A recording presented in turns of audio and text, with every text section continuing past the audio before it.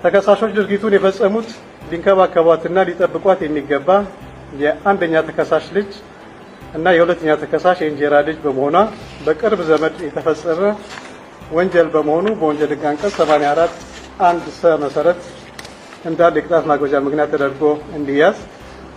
3 ተከሳሾች ድርጊቱን የፈጸሙት ራሷን ከጥቃት መከላከል የማትችል የ11 ዓመት ሕፃን ልጅ ላይ በመሆኑ በወንጀል ሕግ አንቀጽ 84 1 ሰ መሰረት እንደ አንድ ተጨማሪ የቅጣት ማክበጃ ምክንያት ተደርጎ እንዲያዝ። የወንጀል ድርጊት አፈጻጸም ባገናዘበ መልኩ አንደኛና ሁለተኛ ተከሳሾች በሞት ቅጣት እንዲቀጡ ፍርድ ቤቱ በወንጀል ሕግ አንቀጽ 117 እና 375 585 590 እና 539 1 ሀ መሰረት በወንጀለኛ መቅጫ ስነ ስርዓት ቁጥር 149 መሰረት የቅጣት ውሳኔ በሙሉ ድምጽ ሰጥቷል። አንደኛ ተከሳሽ ሀና በየነ ገብረ ሕይወት፣ ሁለተኛ ተከሳሽ ብሩክ አለሙ ተሰማ በሞት እንዲቀጡ ተወስኗል።